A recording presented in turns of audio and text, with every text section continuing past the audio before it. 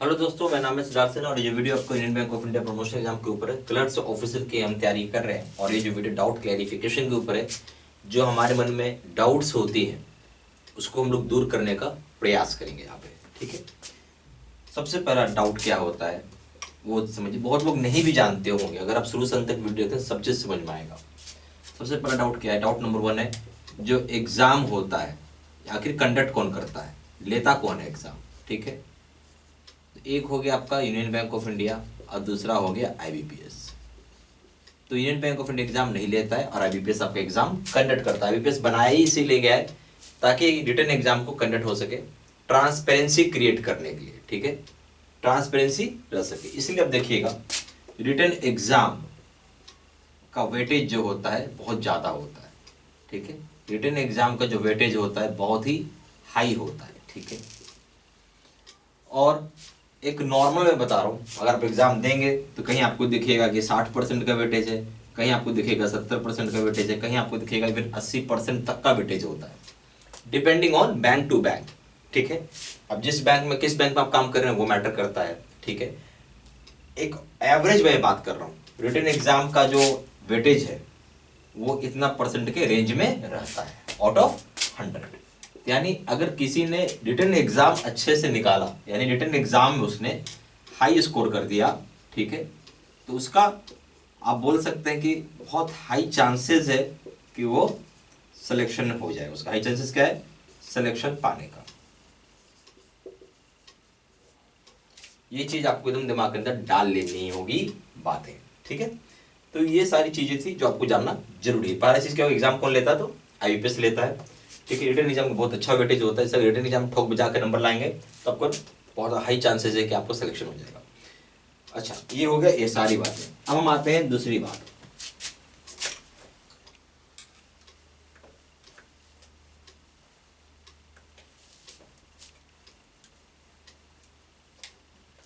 अगर एग्जाम आपका आईबीपीएस लेता है, ठीक है, आईबीपीएस एग्जाम आपका लेता है, ठीक है, बहुत लोग आपको एक मिलते हैं कि मैंने ये पढ़ लिया, मैंने इस बैंक का मटेरियल पढ़ लिया, पूरा कंप्लीट कर लिया। आपको पता है यूनियन बैंक ऑफ इंडिया भी मटेरियल निकालती है। प्रॉब्लम क्या है इस मटेरियल में? जो आपका मटेरियल है ये निकाल कौन रहा है? निकाल रहा आपका यूनियन बैंक ऑफ इंडिया। ठीक है, एग्जाम लेगा कौन? आईबीपीएस। तो आईबीपीएस के हिसाब से पढ़ना होगा। ठीक है, ये समझ रहे बात आप? तो इसमें बहुत सारी आपकी एक्स्ट्रा टॉपिक्स आती है, वो आपको पढ़ना पड़ेगा। और इस मटेरियल में प्रॉब्लम क्या है वो मैं आपको समझाता हूँ। इश्यूज या प्रॉब्लम आप बोल सकते हैं इसको, वो क्या है वो समझाता हूँ मैं आपको। एक एग्जाम्पल ले लीजिए, जैसे आपके पास एनआई एक्ट है, तो एनआई एक्ट में बहुत सारे सेक्शंस है। यानी रियलिटी क्या है, आपको सारे सेक्शंस स्टडी करने होंगे, ऑल सेक्शंस को आपको स्टडी करना होगा। ये नहीं कि आपने सेक्शन 6 पढ़ लिया, सेक्शन 121 पढ़ लिया, ठीक है, सेक्शन 2 पढ़ लिया, ऐसा नहीं होता है। सिलेक्टेड पूरा सेक्शन पढ़ना पड़ेगा। एक और एग्जांपल ले लीजिए, ट्रांसफर ऑफ प्रॉपर्टी एक्ट है, ठीक है, इसमें बहुत सारे सेक्शंस है, आपको पढ़ने होंगे। ठीक है, एग्जाम में पूछ लेगा। लॉकर है तो इसके अंदर बहुत सारे सेक्शंस है, ठीक है, पढ़ना हो, नहीं पढ़िएगा तो कुछ फायदा ही नहीं है, क्योंकि ये सारा आप लोग पढ़ के जाते हैं, कोई नया चीज आप नहीं कर रहे हो, बट आपको स्कोर करना, कुछ अलग करना, एक्स्ट्रा टॉपिक्स पढ़ के जाना होगा। आप मान लीजिए यूनियन बैंक ऑफ इंडिया का मटेरियल पढ़ भी लेते हैं तो आप 60% बना लोगे, यहाँ बाकी 40% क्या करोगे? ठीक है, वो एक्स्ट्रा टॉपिक्स है, आपको पढ़ के जाएंगे तो ही बात बढ़ेगा। इसलिए बार बार मैं बोलता हूँ एग्जाम कौन ले रहा वो आपको ध्यान दे के पढ़ना होगा। ठीक है, अब हम आते हैं बहुत इंपॉर्टेंट चीज है सर्कुलर्स, वो भी जान लीजिए सर्कुलर्स के बारे में आप। ठीक है,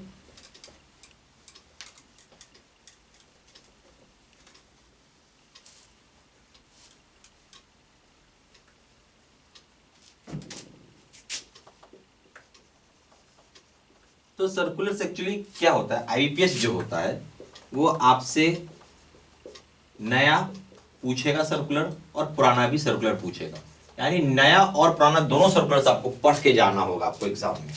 ठीक है, सर्कुलर्स जब हम लोग बात करते हैं बहुत लोग ये सच सोचते हैं, मिसकंसेप्शन में आपको बताता हूँ क्या है मिसकंसेप्शन। ठीक है, लोगों को ऐसा लगता है, वो मिसकंसेप्शन क्या है सर्कुलर्स के ऊपर वो समझिए। आपको ये लगता है कि हर साल नया सर्कुलर आता है, ठीक है, क्या लगता है? हर साल नया सर्कुलर आता है। ठीक है, हम लोग ये सोचते हैं कि एवरी ईयर न्यू सर्कुलर आता है, ठीक है, ऐसा सोचते हैं। ठीक है, चाहे एवरी ईयर बोल लो, चाहे आप उसको मंथ कर लो, ठीक है, जो अच्छा लगा आप ऐसा डाल सकते हो। रियलिटी ये नहीं। सर्कुलर्स में क्या होता है, आप देखेंगे, मान लीजिए अभी 2023 है, आप 2022 का निकाल लो, 2021 का निकाल लो, 2020 का निकाल लो, आपको एवरीथिंग सेम दिखेगा, एवरीथिंग सेम दिखेगा। बट चेंजेस क्या होगा, चेंजेस होता है ROI, जिसको हम बोलते हैं रेट ऑफ इंटरेस्ट। ठीक है, रेट ऑफ इंटरेस्ट ये चेंज होते रहता है every year basis, sorry every month basis होता है ये। ठीक है, अगर आप गोल्ड लोन लेते हैं, ठीक है, मैं बहुत अच्छे से आपको बता रहा हूँ, गोल्ड लोन लेते हैं तो यहाँ पे आपका पर ग्राम जो गोल्ड का लोन हम देते हैं ये एवरीडे चेंज होता है।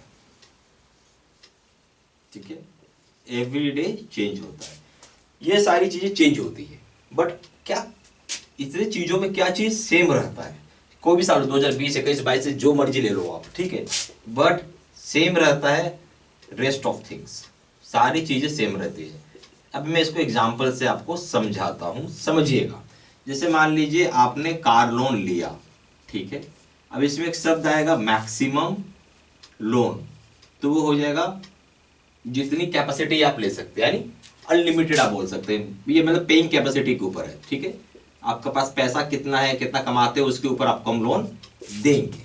Okay, loan amount, sorry loan के लिए कितना आपको वो मिलेगा, तो उसका हम लोग इनकम टैक्स होता है। जैसे मान लीजिए कार लोन है 3 टाइम्स मल्टीप्लाई बाय ITR, ऐसे जस्ट मैं एग्जांपल आपको बता रहा हूँ। होम लोन होगा तो 6 टाइम्स हो जाएगा। ठीक है, ये जो इसको हम क्या बोलते हैं, ये सारी जो चीज हो गया, यानी हम इसको बोलते हैं यहाँ पे बेसिक स्ट्रक्चर। जो बेसिक स्ट्रक्चर होता है लोन का वो सेम होता है। ये सब मैं आपको इसलिए इतना डिटेल में बता रहा हूँ ताकि अगर आप पहले से पढ़ के रखे हो, मानो सर्कुलर से पहले से पढ़ के रखे हो, ये मत सोच लेना कि सर्कुलर तो बेकार है, वही काम का है, कुछ चेंज नहीं होता। आप उलट के देख लेना, मैं तो इतने दिन से करा रहा हूँ लोगों को प्रमोशंस का, 2020 21 22 23 में इतना चीज बताया, आप उलट के देख लेना सेम रहता है।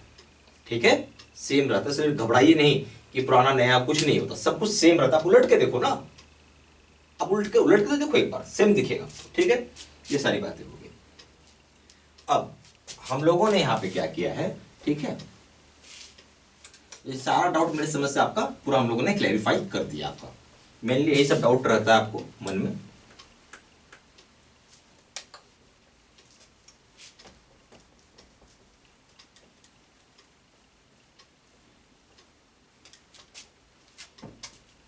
हम लोगों ने क्या किया, यहाँ पे आपके लिए प्रॉपर हम लोगों ने वीडियो कोर्सेस बनाया हुआ है यूनियन बैंक ऑफ इंडिया का 0 to 1 के लिए। ठीक है, जो कि आपका सिलेबस के हिसाब से होता है, इस पर सिलेबस के हिसाब से। इसमें हम लोगों ने सारे सर्कुलर्स आपको ऑलरेडी कवर्ड है और ये अपडेटेड है। ठीक है, अब हम आते हैं इसमें, हम लोग एवरीथिंग पर आपको, जो सिलेबस का मतलब है, आपको 4 पेपर्स होती हैं, तो चारों पेपर्स का आपको इसमें वीडियोस रहता है। ठीक है, लाइक अकाउंटिंग है, ठीक है, आपका बैंकिंग है, इंग्लिश है, सारे रहेंगे आपको इसमें, कुछ वो कॉमर्शियल लॉ है आपका। ठीक है, सारा चीज रहेगा इसमें। उसके बाद यहाँ पे आपको हम लोगों ने जो इसको आप वीडियो कोर्सेज होते हैं, जो वीडियोस होती हैं, ये सारी की सारी रिकॉर्डेड रहती है। तो सबसे बड़ा फायदा क्या, आप इसको वॉच इट एनी टाइम, जब आपको समय मिले अपना देख लीजिए, सुबह शाम रात दोपहर जब इच्छा हो। अब इस रह गया बात, हम इसे कैसे एक्सेस कर सकते हैं। आप इसको वेबसाइट या फिर आप पोर्टल से एक्सेस कर सकते हैं। आपको अपना यूजर नेम प्लस पासवर्ड आपको अपना डालना होगा, जो कि आपके ईमेल आईडी पर आया हुआ होगा। ठीक है,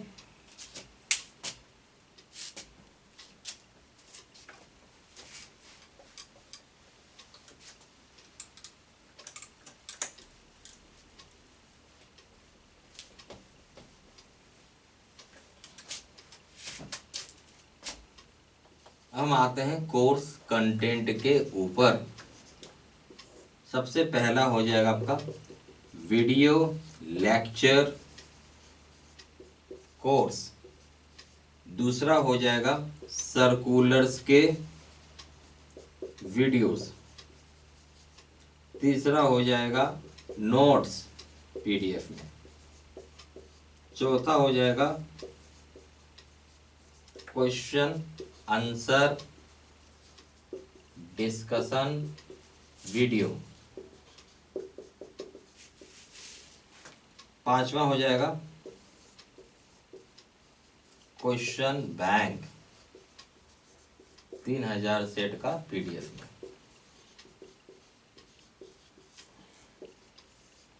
छठा हो जाएगा 20 मॉक टेस्ट। प्राइस इसका दाम रखा गया है 2000 रुपये, 6 महीने की वैलिडिटी, 6 मंथ्स वैलिडिटी। दूसरे का दाम है 3000 रुपये, लाइफ लॉन्ग वैलिडिटी के लिए। मर्जी आपकी जो चाहे वो आप कोर्स कर सकते हैं, चॉइस आपकी अपनी है, ठीक है।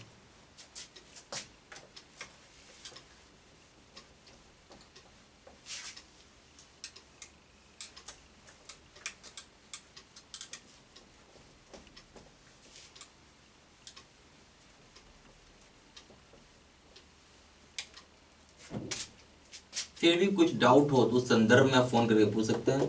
नंबर हो जाएगा 4 × 9 685127, या फिर आप सिंपली वेबसाइट पर जा करके उधर से ही आप हमें ऑनलाइन पेमेंट भी कर सकते हैं। ओके, हमारा वेबसाइट हो जाता है www.jaibstudymaterial.com। ईमेल आईडी हो जाता है sidsinha123@gmail.com। सारा इंफॉर्मेशन इसी वीडियो के डिस्क्रिप्शन बॉक्स में डाला हुआ है। Thank you very much.